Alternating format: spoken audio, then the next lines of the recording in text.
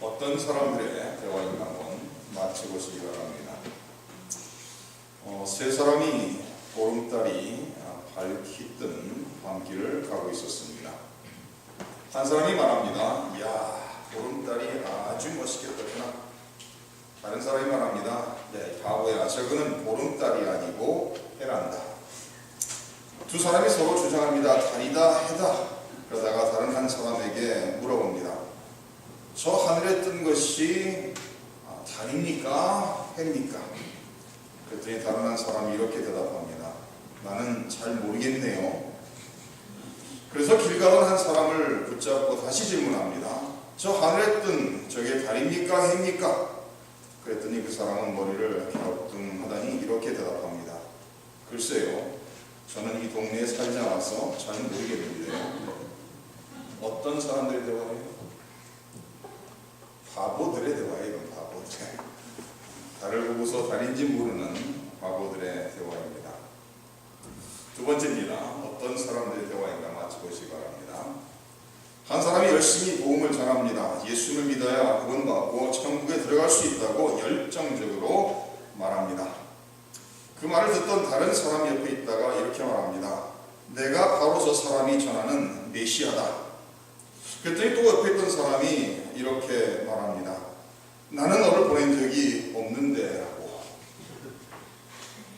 어떤 사람들의 대화에 감을 못 잡으시네. 정신병원에서 정신병자들의 대화입니다. 나는 저 사람이 말하는 메시아다. 그러니까 옆에 있는 사람이 나는 너를 보낸 적이 없다. 자기는 하나님이라는 얘기죠. 아마 정도의 차이는 있지만 전부 다 정신병자들의 대화입니다. 이 세상에는 각 사람이 자기의 관점에서 생각을 하고 살아갑니다. 그러면서 내 생각이 옳다라고 믿고 말하는 순간 다른 사람의 생각과 말은 틀리다라고 말할 수밖에 없습니다. 오늘 본문 속에 나타나고 있는 것은 공회, 유대인들에게 있어서 가장 대법원 성격을 가진 이 공회에 사도 바울이 세워졌습니다. 사도 바울이 공회에 세워졌는데 이 공회에 있는 사람들이 어떤 사람인가 하면은 오늘 말씀 속에 나타나는 것처럼 바리새파가 있고 사두개파가 있습니다. 그래서 이 공회는 71명으로서 가장 어렵고 중요한 재판을 다루는 곳이에요. 그러니까 우리 미국에서 말한다면 수프림 코트, 대법원이라고 말할 수가 있습니다.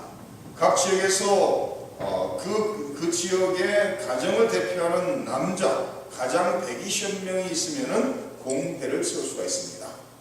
그런데 여기에 이제 70명, 71명 대제사장을 포함해서 71명이 공회로 세워진 이곳은 가장 크고 중요한 법원이라고 생각하시면 맞습니다. 그런데 여기는 사두개인들이 있고 바리새인들이 있어요. 그런데 사두개인과 바리새인은 믿는 그 신앙이 교리가 다른 사람들이고 생각하는 인생을 살아가는 관점이 다른 사람이고 더 나아가서는 그들의 그 배경도 다른 사람인 것을 우리가 알 수가 있습니다. 이 사도 바울이 바로 이 공회 앞에 섰습니다. 이 공회라는 단어는 무슨 뜻인가 하면 sitting together, 같이 모여서 앉는다. assembly council, 같이 모인다라는, 모였다라는 그런 의미를 가지고 있습니다. 이 공회는 이 성경의 구약성경 민수기 11장과 신명기 16장에 나와 있는 그 말씀들을 근거로 세워지게 됩니다. 민수기 11장 16절 이렇게 말합니다. 여호와께서 모세에게 이르시되 이스라엘 노인 중에 내가 알기로 백성의 장로와 지도자가 될 만한 자 70명을 모아 내게 데리고 와 회막에 이르러 거기서 너와 함께 서게 하라. 신명기 16장에 이렇게 말합니다. 내 하나님 여호와께서 내게 주시는 각 성에서 내 지파를 따라 재판장들과 지도자들을 둘 것이요 그들은 공의로 백성을 재판할 것이라고 기록하고 있습니다. 다시 말해서 이 공회라는 것은 이 범죄자들을 세워놓고 공정하게 하나님의 말씀을 근거로 하나님의 백성들을 향해서 공정한 재판을 하기 위해서 세워졌다라는 말씀입니다. 바로 이 공회가 누구를 정죄하죠? 바로 이 공회가 예수님을 정죄하고 예수님을 재판하여 유죄 판결을 내리고 예수님을 로마 정부에 넘겨주어서 로마 정부를 통해서 예수님을 십자가에 못 박게 하는 바로 그 기관이었습니다. 이들에게는 사람을 죽일 수 있는 권한이 없어요. 재판을 할 수 있는 권한은 있지만은 로마 정권 아래에 있는 시기였기 때문에 자기들이 스스로 사람을 재판하고 사형에 집행할 수가 없다는 말씀입니다. 근데 이들은 예수님을 새벽에 몰래 공회를 모여서 재판하고 유죄 판결을 낸 후에 로마 정부에 넘겨서 십자가에 죽이도록 못 박도록 했던 사람들입니다. 그리고 20여 년 전에는 우리가 이미 사도행전 7장에서 보았던 누가 나타나죠? 스데반 집사를, 이 스데반 집사도 공회 앞에 세워지고 이 공회에서 이 이스라엘 역사 전체를 이야기하면서 예수님에 대해서 말씀을 선포합니다. 그랬을 때 이 사도행전 7장 51절에 기록되어 있습니다. 목이 걷고 마음과 귀에 할례를 받지 못한 사람들아, 너희도 너희 조상과 같이 항상 성령을 거스리는도다. 너희 조상들은 선지자들 중에 누구를 박해하지 아니하였느냐? 의인이 오시라 예고한 자들을 그들이 죽였고 이제 너희는 그 의인을 잡아준 자요 살인한 자가 되나니 너희는 천사가 전한 율법을 받고도 지키지 아니하였도다. 그들이 이 말을 듣고 마음에 찔려 그를 향하여 이를 갈거늘 스데반이 성령 충만하여 하늘을 우러러 주목하여 하나님의 영광과 및 예수께서 하나님 우편에 서신 것을 보고 말하되 보라, 하늘이 열리고 인자가 하나님 우편에 서신 것을 보더라 하는데 그들이 큰 소리를 지르며 귀를 막고 일제히 그에게 달려들어 성 밖으로 내치고 돌로 7세 증인들이 옷을 벗어 사울이라는 청년의 발 앞에 두니라. 그들이 돌로 스데반을 치니 스데반이 부르짖어 이르되 주 예수의 내 영혼을 받으시옵소서 하고 무릎을 꿇고 크게 불러 이르되 주여 이 죄를 그들에게 돌리지 마옵소서. 이 말을 하고 자니라.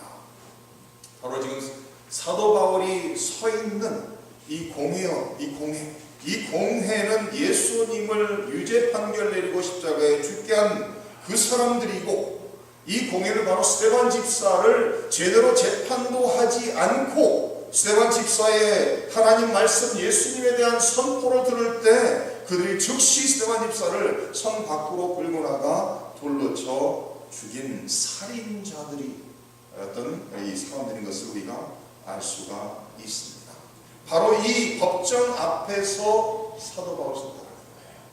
다시 말해서 사도 바울이 이 공회에서 유죄 판결을 받고 로마 정부에 넘겨져 사형에 처할 수도 있고, 아니면 이들이 듣는 도중에 스데반을 죽였던 것처럼 그 즉시 끌고 나가 불법으로 돌로 쳐 사도 바울을 죽일 수도 있는 그런 아주 열악한 상황이라는 것을 우리는 기억해야 된다는 말씀입니다.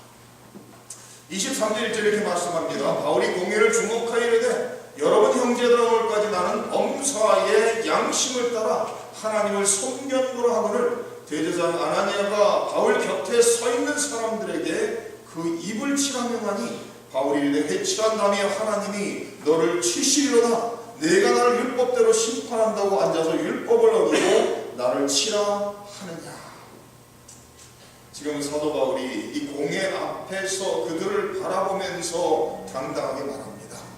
오늘까지 나는 범사의 양심을 따라 하나님을 섬겼다. 그러면 만약에 사도 바울이 양심을 따라 하나님 앞에서 하나님 뜻대로 섬겼다면, 그것이 사실이라면, 예수님을 죽이고 스데반 집사를 죽이고 지금 사도 바울을 죽이려고 하는 이 공회는 어떻게 되는 거죠? 하나님의 법을 따르는 사람들이 아닌 거예요. 만약에 사도 바울이 말하는 것이 사실이라면 그들은 불법을 행하는 사람들이고 그들은 도리어 예수님을 잘못 죽인 것이고 스데반 집사를 잘못 죽인 죄인들이 된다는 거예요.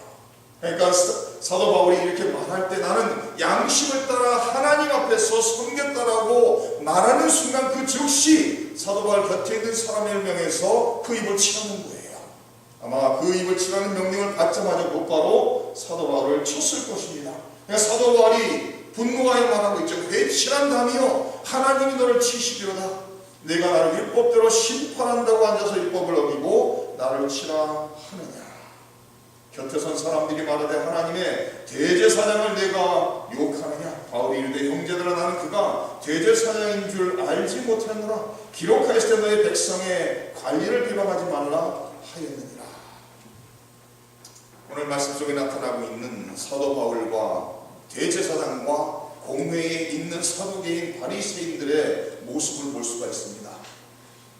이 공회에 있는 모든 사람들도 마찬가지고 세상에 있는 대다수의 사람들은 자기와 생각이 다르면은 사랑으로 포용할 수 있는 그런 능력을 가지고 있지를 않습니다. 제가 지지난 주인가 어디에 갔다가 한 2년 만에 아는 목사님을 잘하는 분은 아닌데 만났어요. 그랬더니 그래서 제가 이제 찾아가서 인사를 드리고 한 2년 전에 테니스를 한두 번 쳤거든요. 그래서 아는 분에게 안면이 있게 가서 인사를 나눴습니다. 이렇게 악수를 하고서 잘 계셨냐고 하니까 그 목사님한테 던지는 질문이 이거예요. 몇 학번입니까? 그래서 제가 의아했어요. 그게 무슨 소린가? 몇 학번이에요, 몇 학번. 그래서 저는 미국에서 대학을 나왔기 때문에, 미국에서 공부를 했기 때문에 몇 학번 그런 거 저는 못 봅니다. 그랬더니 그러냐고. 네, 그러고서 이제 몇 마디 하고서 헤어졌습니다. 그런 다음에 집에 오는 생각을 해봐서 왜 몇 학번을 물어봤을까? 제가 몇 학번 생각해보니까 뭐 모르는 건 아니죠. 한국에서 몇 년도에 대학을 들어갔냐 이거죠. 그래서 제가 그 대답을 모르는 척하고서 저는 미국에서 공부했으면 그런 거 안 따진다. 미국에서는 이 졸업할 때를 이야기하죠. 그죠? 몇 년도에 졸업했느냐. 그래서 제가 웨스트민스터를 졸업하고 웨스트민스터 졸업한 사람들 만나면은 서로 얘기하다가 선후배를 알기 위해서 몇 년도에 졸업했으니까 이렇게 질문한단 말이에요. 그래서 제가 생각해보니까 아마 몇 학번인지를 알면은 자기보다 나이가 위인지 아래인지를 파악할 수 있는 것이죠. 그래서 만약에 자기보다 아래면 좀 편안하게 대하고 자기보다 좀 위면은 조심해서 대할 생각이었던 것 같아요. 이 한국 사람들의 만났을 때 던지는 질문을 들어보면은 얼마나 편협한가를 알 수가 있어요. 이 한국 사람들이 사람을 만났을 때 던지는 질문이 어떤 질문들이죠? 이런 질문을 던져요. 어느 학교 출신입니까? 고향은 어디입니까? 조금 전에 얘기했던 것처럼 몇 학번입니까? 뭐 더 나가서 이런 질문 던지더라고요. 피혈액형은 무슨 병입니까? 그러다가 더 나가서는 예수 믿는 사람끼리면 어느 교회 다니십니까? 좀 더 지나가면은 그 교회 교인이 얼마나 됩니까? 이런 식으로 질문을 해갑니다.